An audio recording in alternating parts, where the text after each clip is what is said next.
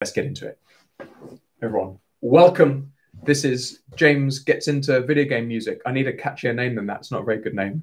But we are going to be looking today at Sid Meier's Civilization VI, a hotly contested title for the best Civ game. But this edition from 2017 really lived up to the hype.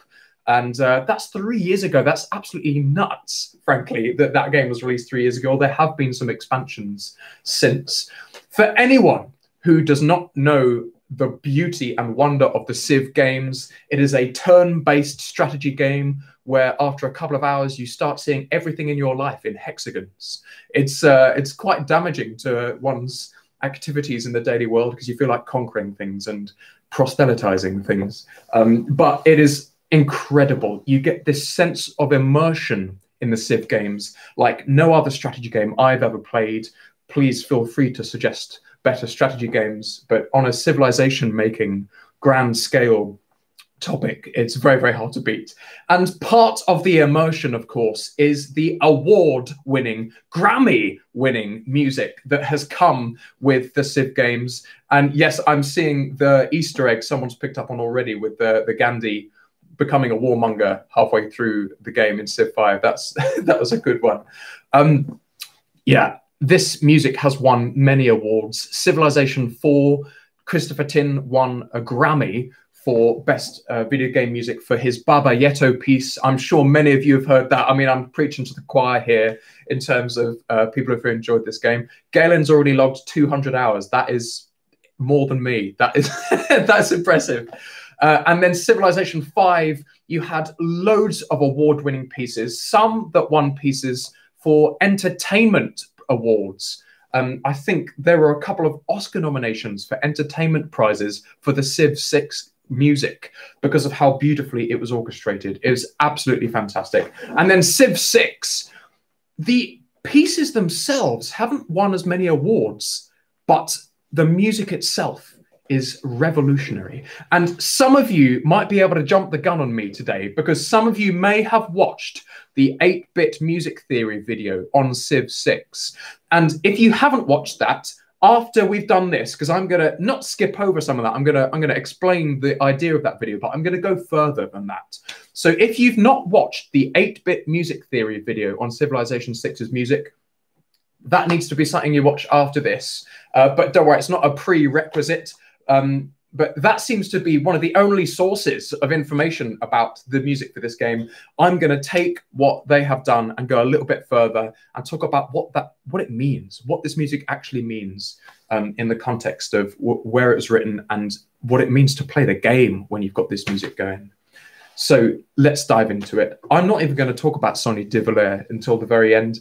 I want to talk about the background music of Civilization 6 that happens as you go throughout the game.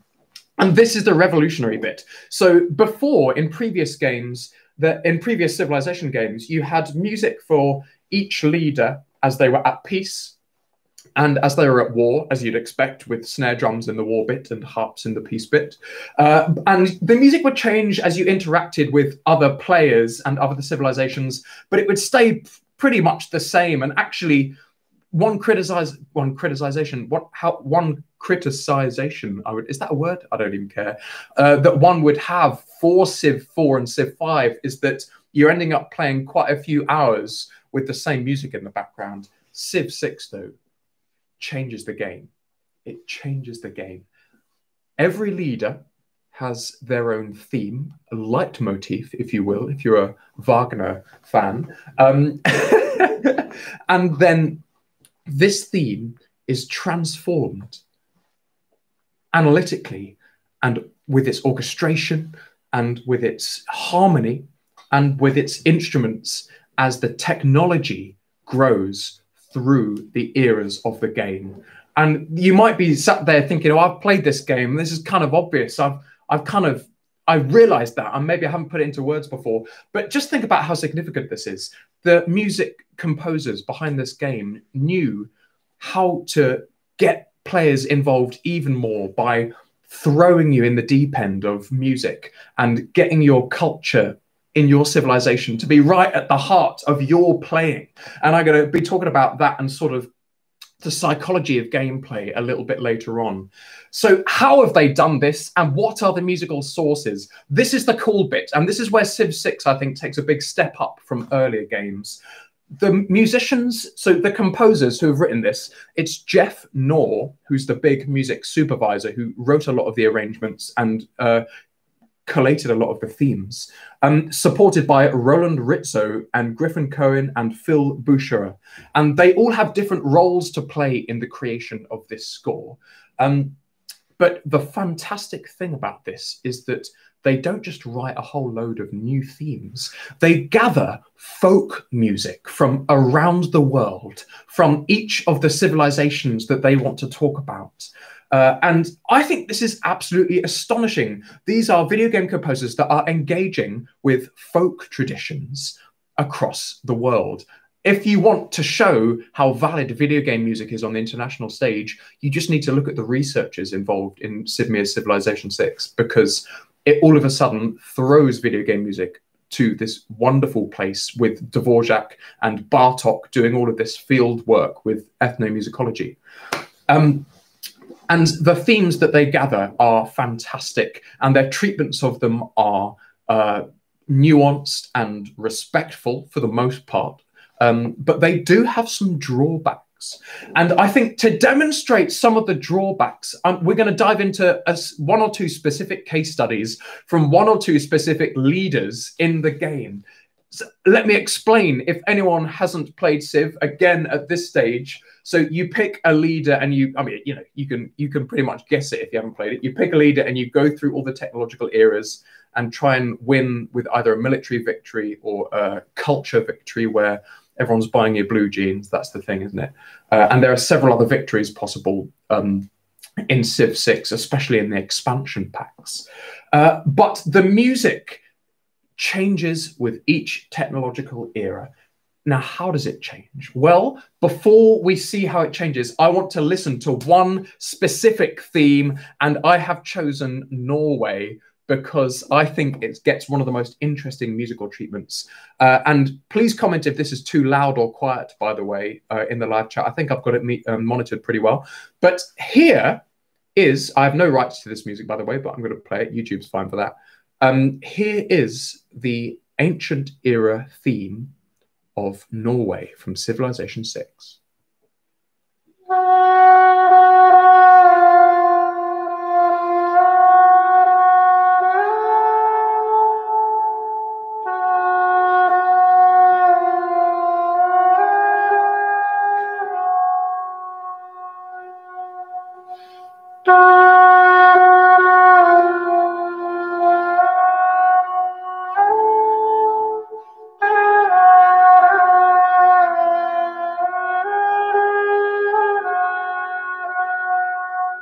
You get the idea. If anyone has played as Norway, it's quite the immersive experience when you hear that.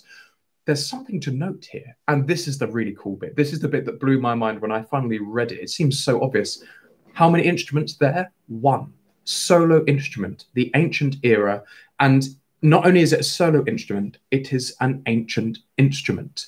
Nicola has asked the question that was on my lips when I first heard that. It is a bukerhorn. It is an old deer horn from antlers that has been chiseled into a sort of tooty horn thing. And actually, I've made one that I'm going to play for you now, just to show you how this was constructed. This is the ancient Nordic instrument called the bukerhorn.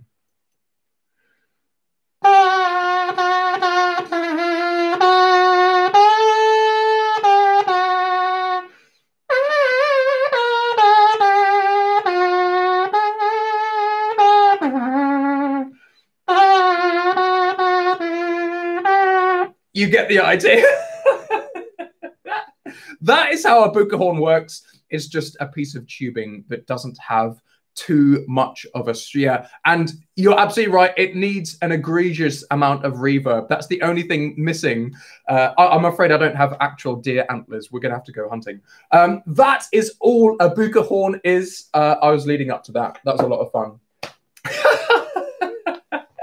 So that is the ancient era music.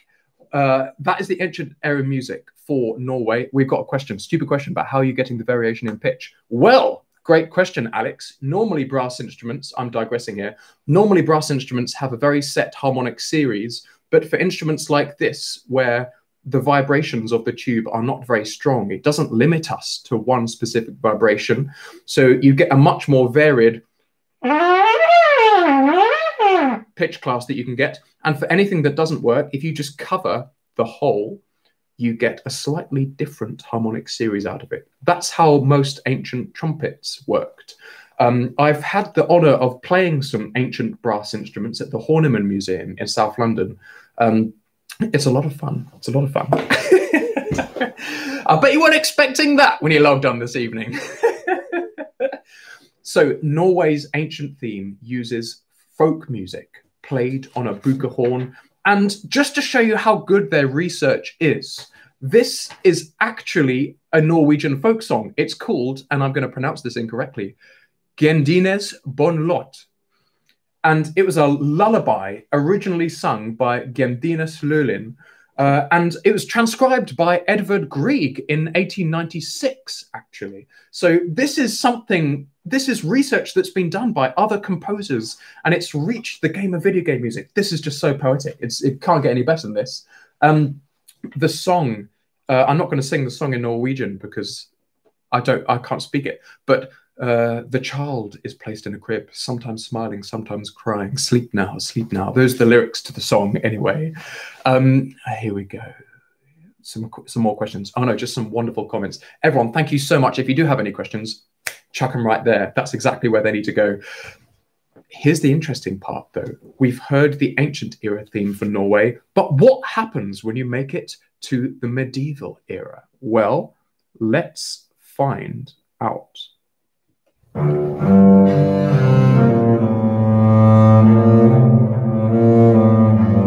Also, far too much reverb.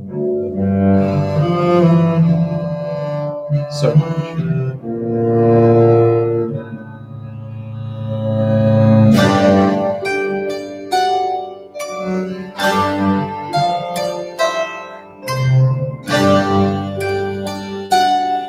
I hope you can all hear that okay, by the way.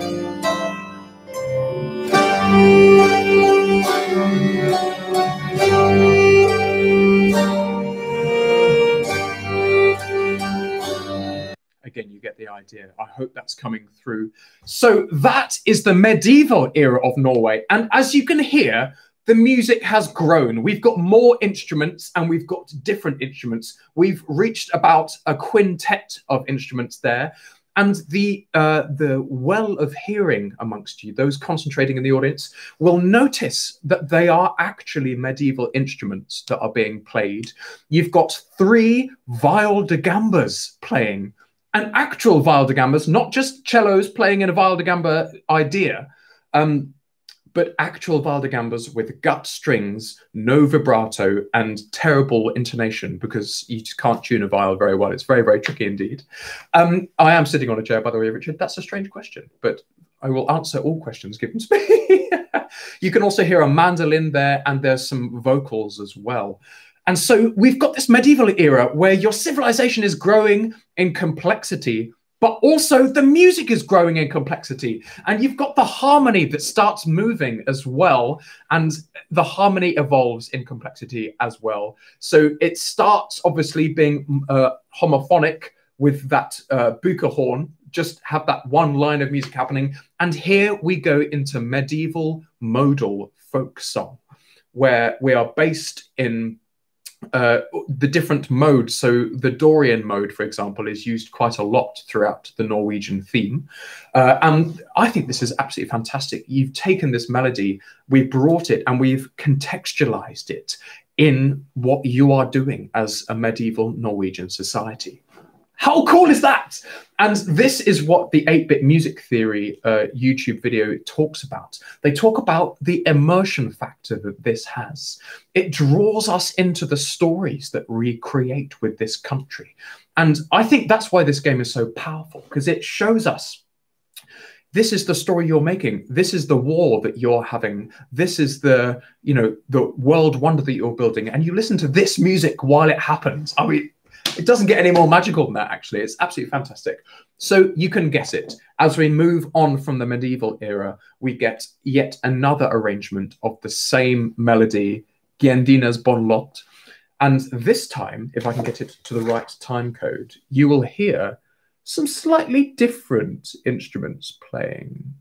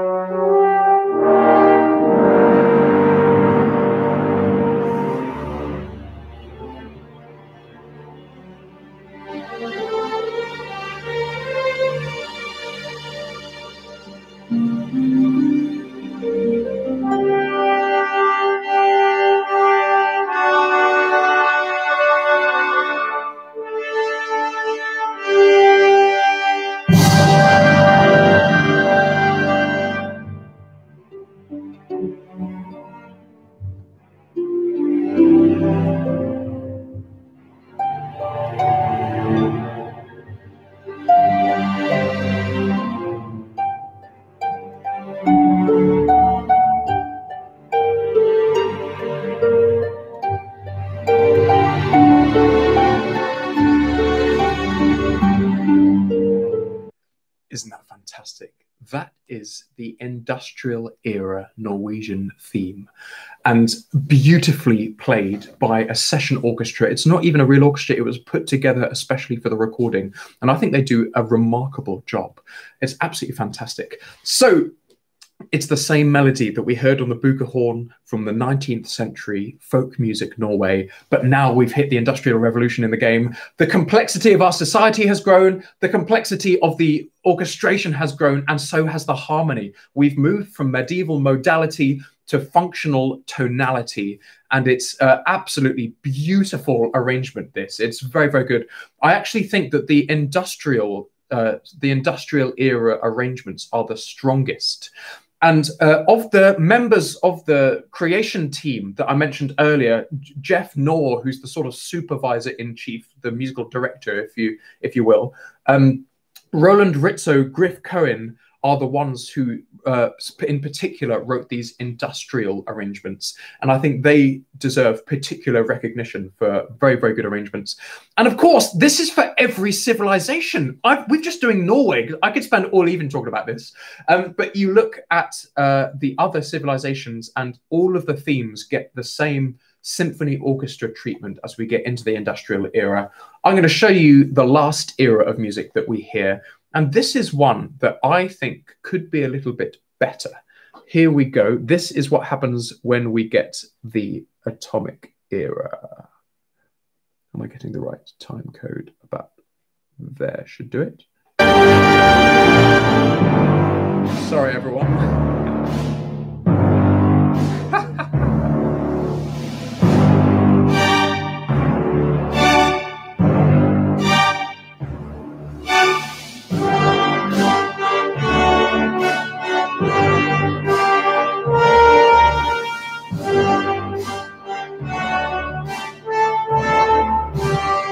So this is quite a long one, so I'm going to skip ahead a bit.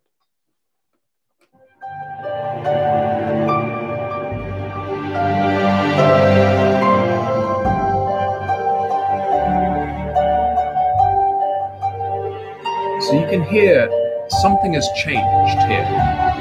We've got different instruments in the background. What's that?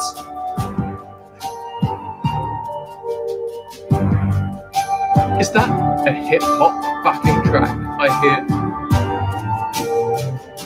Yes, it is.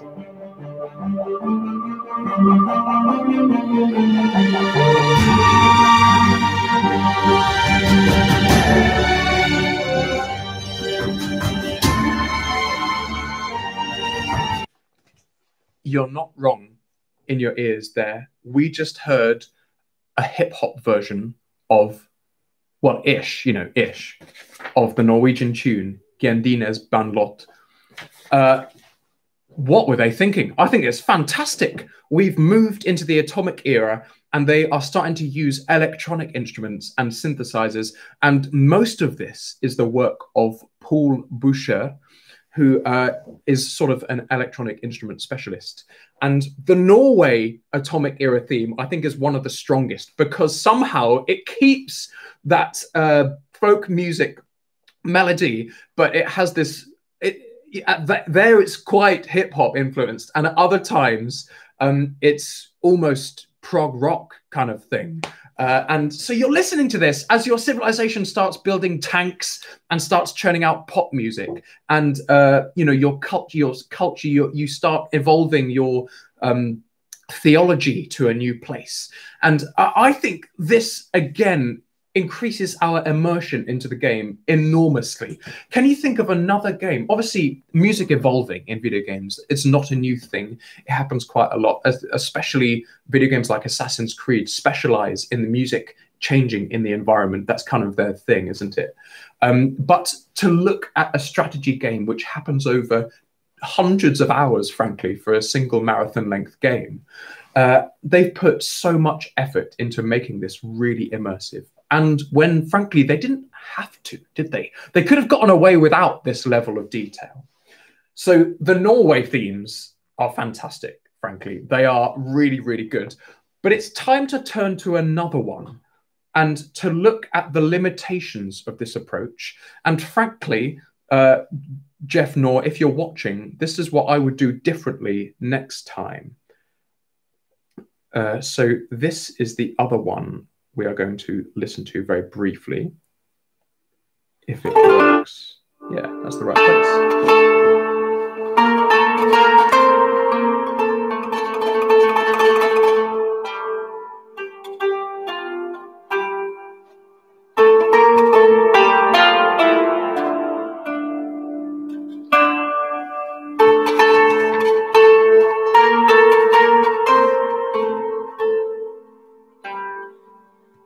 So you're listening to Arabia's theme there. And what we're actually listening to is proper Saudi Arabian classical music performed by a local performer in their own improvisational style. I think that is truly stunning. And I have played the game as Arabia, and it's beautiful. I actually don't know who it was, Ali. I must look that up. Who actually played this particular version. But here is where I think the treatment of the music in this game falls a little short.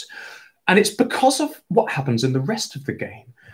What Civ 6 does so well is they have researched what all different civilizations really hold close to them and all of the wonderful technological innovations that they did.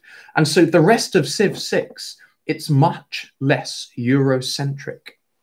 And this is crucial when you're making an educational game about civilizations, because if you project this image that Europe is somehow the most advanced part of the world, then you are perpetuating terrible stereotypes about the rest of the world. And Civ 6 goes a really long way in fixing this with not only 50% female leaders from the different civilizations, but also there's text and recognition and a lot of content that encourages this idea that the whole world had technological breakthroughs at different times. And I think that's beautiful. But the music does not do this. The music westernizes themes from other parts of the world in its medieval or actually no, the medieval eras are usually quite good, but in the industrial era, it's a slightly different story. So listen to this.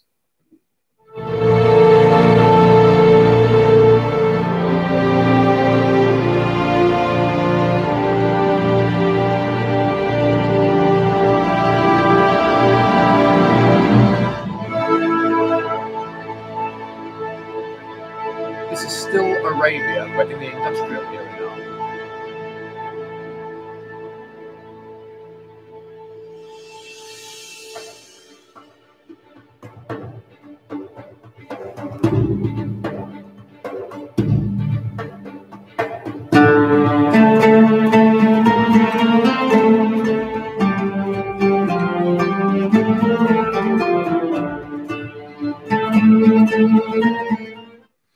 So yes, they've made the effort to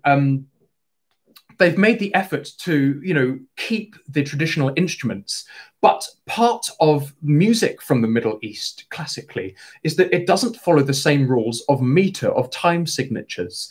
And so to pin this down to the sort of Western industrial classical orchestra idea, I think sends the wrong message of technological progression, because we're sending a message that if technology progresses, we become more Western in our use of instruments. And this is definitely the wrong view, I think. And you're probably, perhaps some of you are sat there thinking, James, that's a bit mean, isn't it? You know, they've gone to an awful lot of effort to make this music happen, and it's a level of detail we've never seen before. I agree, it is a huge statement in integrating video game music in a new way. It's a huge statement in composing in a different way. But actually, outside of video game music, sensitivity to other world musics has accelerated since the 1960s and the 1970s. And when composers are using music from the Middle East, for example, there's much more of an emphasis on avoiding time signatures. There's much more of an emphasis on avoiding traditional Western tonality, because actually there's some absolutely stunning music coming out of this part of the world that is every way as advanced harmonically, technologically, and like idiomatically as Western orchestras. So what's my point here? What's my point? Well, Jeff Knorr, if you're listening to this, it's highly unlikely. If you're one of the 19 people watching, I doubt it. My point here is that if we're going to look at a civilization game, if we're going to educate people around the world about how civilizations grew, and I think that's a large part of what this game stands for, then we've got to, in every level of this game, find a way to get rid of perpetuating Western technological superiority, because it simply is not the case. The first ever street lights ever invented were in Mali. They were not anywhere in the Western world. The richest person ever to live, if you want to judge things in such ways, was Mansa Musa, one of the rulers of Mali. We've got a point from Annie over here. Yeah, absolutely. I absolutely agree. So please don't think, everyone, that I'm trying to criticize the quality of this music. I think the arrangements are fantastic. I think the musicality is beautiful. I see. Chris, yes, it seems almost too obvious to be an accident, but I think it probably was missed. Because obviously, just practically, recording different eras of music all arranged in the styles of local musics is an enormous undertaking. And it's one thing to travel and get one or two performers for the ancient and medieval era recordings, but it's another thing to gather 30 musicians and say, right, we need this piece arranged in a modern way. But it is not impossible. It is not impossible. And I think it is possible to do. Perhaps it was done for a westernized ear, but I think actually that is part of the problem. If we are two gamers, two people in the West, if we're saying, well, actually, you know, as India is another example. India's classical music is so nuanced. It's a remarkable world of complexity. And I've dipped my toe in a little bit with some musicians I've had the pleasure to work with. And I've been so out of my depth, it's absolutely nuts. So any idea that Western classical music is in some way superior, not that anyone is saying this, of course, but I think to take Indian music and then as the game advances technologically to advance it with more Western ideas, I think that is quite a lot. What have we got? We've got wonderful comments happening. Maybe they felt non-traditional time signature and tonality would have been distracting as a piece that was just meant to be background. That's a good point. Lilith here again. They could have easily used alternative time signatures or tunings to give that feel. I think I know exactly what Chris is saying. I think I agree with Annie again. I think we underestimate our ability to take on unconventional time signatures and ideas. After all, the medieval and ancient era music was in unconventional time signatures and ideas. Some of them are completely out of time with what we would usually have. I think it might be that they're complicated session orchestras. Yeah, oh no. I mean, Chris, I agree. And again, I'm not trying to criticize their hard work. I'm perhaps suggesting a direction for them to go in their next piece of work, to look even more at local musical traditions and engage even more with musical traditions. I've had the pleasure to work with quite a few musicians from very different musical backgrounds to me.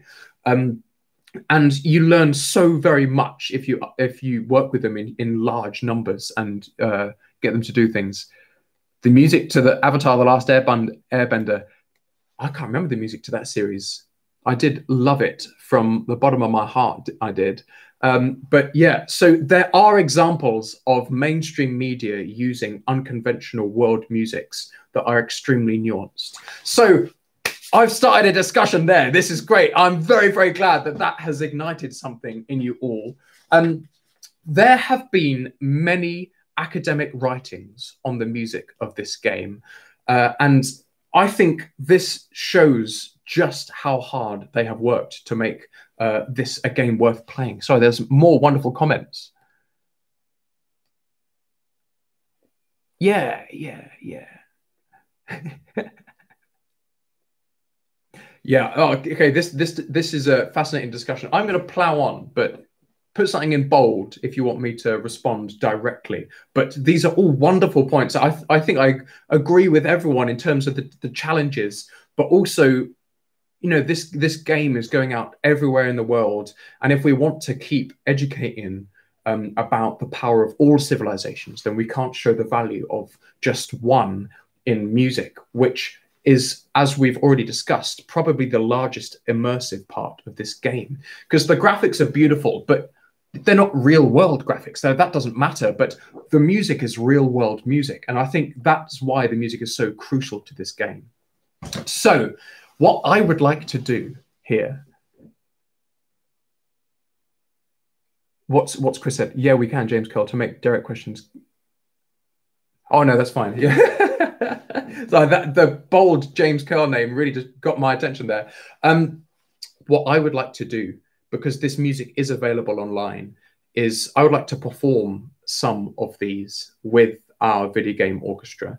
I think we can do both industrial era and atomic era. I think we can hopefully get hold of some medieval instruments. If we choose the right arrangements, we can make this happen, and it will be different to our normal performances. So this is on the cards when we get back. So it's just something to get us all excited about here. There was another thing to talk about. Yeah, it's just going back to the whole exploration side of things. If you've not played this game, by the way, I hope that today this discussion of the music makes you want to go and play some. The feeling of the unknown fog of war, which anyone who's played Civ games will know exactly. What that means. Basically, you're exploring a little part of the world, and as you explore, the clouds part, and you can see what resources or what enemies or what civilizations are on that particular tile hexagon. And I think the music in the way it's performed and the way it's recorded reflects this exploration thing. And I think it's one explanation for the terrible amount of reverb that appears to be on most of these recordings, because I do struggle with the amount of reverb. I think if music is beautiful, we should hear it. It shouldn't be clouded by echoes from a cavernous chamber. But what it does do, this is my little explanation of the reverb, I think it gives it that mysterious quality that the exploration perhaps adds to. However, perhaps as you discover more of the world, the reverb gets less because you're less mysterious. Think about it, Jeff Knorr. We've got all the ideas for your next musical score for Civ 7. So yeah, get in touch. I will be demanding a fee. The London Video Game Orchestra will be demanding a fee for our ideas. I'm kidding, of course.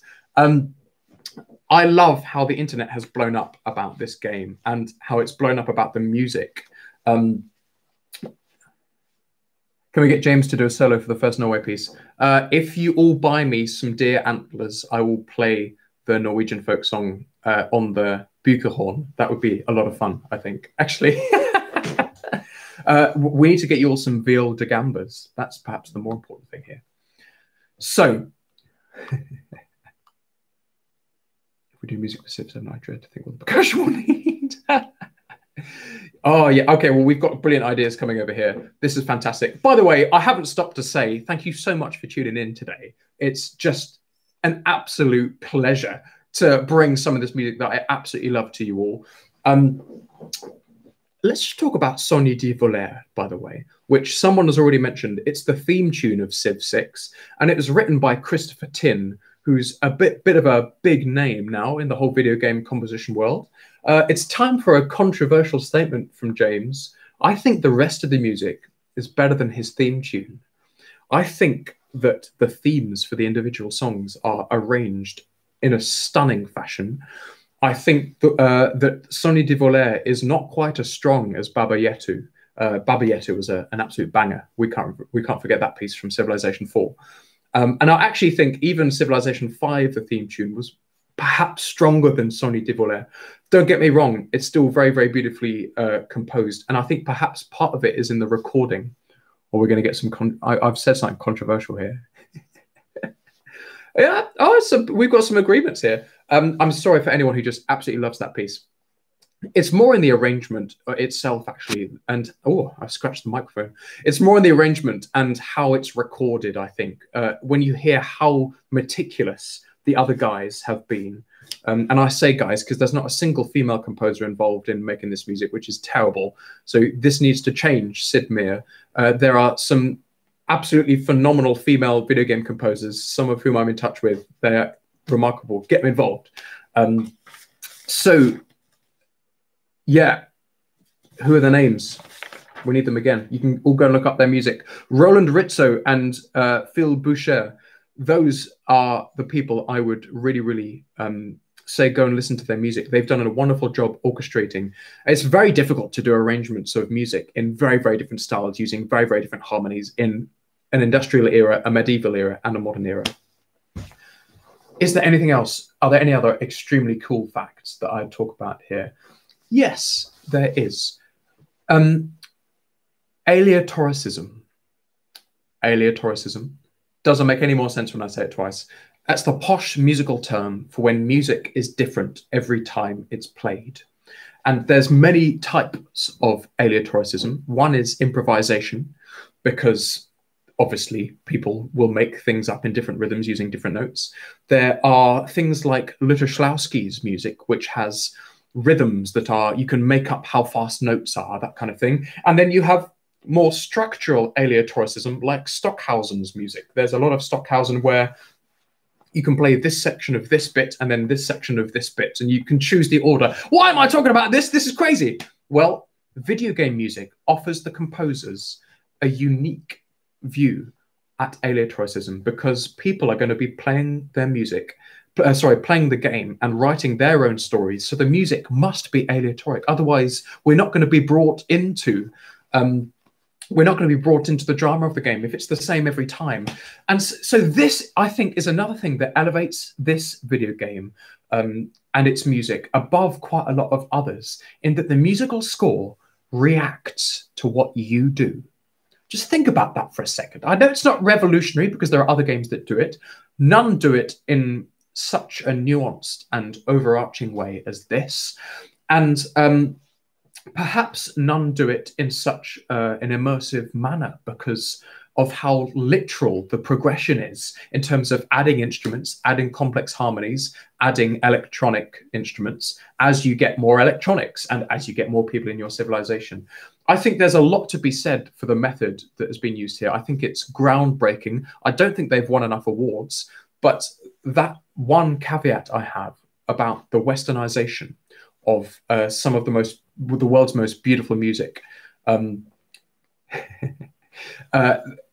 Oh, I've lost my thread. I keep reading the list. I'm terrible at this online thing because you read these wonderful comments from everyone, you lose what you're saying. Immersive aleatoric music. Aleatoricism is big in modern composition because it's something new, it's something different. Anyone who you talk to who thinks video game music is lesser, maybe it's your friend's nan who asks why you're an idiot for playing this video game music. Well, aleatoricism is just another way that video game composers find themselves on the forefront of musical innovation. If you know anyone who's written music for video games, they have to react to different timings. They have to have transitions that are different every time. And they are not just about fading in and out sounds. That was a very naughty thing to do. It's something slightly different to that. So let me just sum up a little bit today, because it's been such a pleasure to bring this music that I absolutely adore to you all. Go and listen to the soundtrack. Go and type in India Civ 6 music, because you get all of the 3 arrangements in a row on YouTube. You could do that with any of the civilizations. Beware of the Brazilian theme, because it will get stuck in your head on just one listening. You will not be able to avoid that. There are some wonderful ones. Actually, the American arrangements are particularly nuanced and very, very good. Let's sum up. We've got this music that adapts to your style of gameplay and changes as your technology evolves. It's involved hundreds of musicians around the world, and the composers have really opened their arms to different musical influences, different harmonies, and all sorts of wonderful sounds. We've got folk musicians being brought to the fore of video game music, which I think only adds to the prestige of it all. And, you know, the immersiveness of the evolution of this music, it just adds so much. It's absolutely fantastic, this game. I implore you all. This is making me want to go and play it again.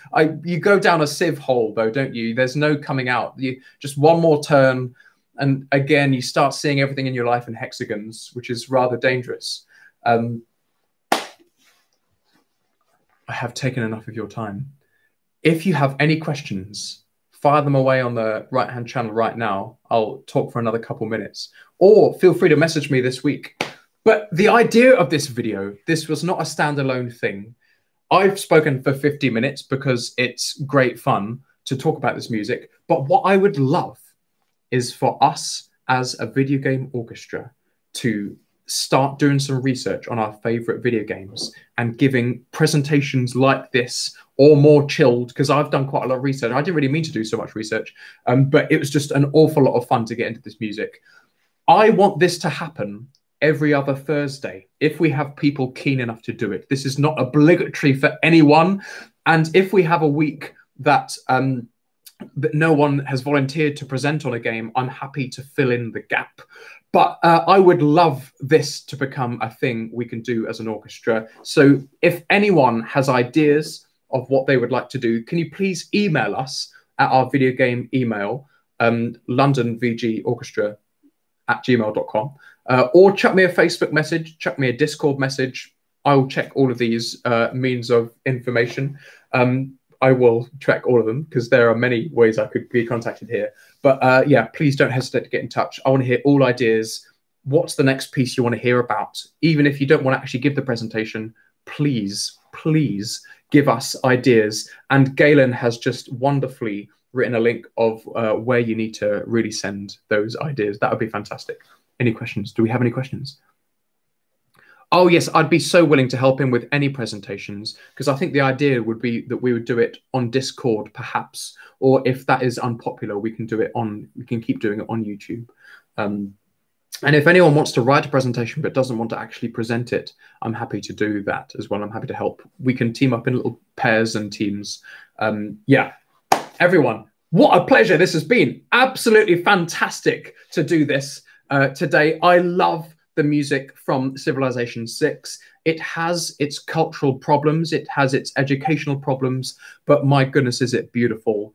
And I think in the next game, if they follow at least some of our advice in terms of cultural sensitivity, they're going to have a game that is difficult to beat. I'm going to play you out on my horn. I'm going to play the Norwegian melody one more time. So thank you very, very much for listening. And I look forward to hearing from all of you with ideas.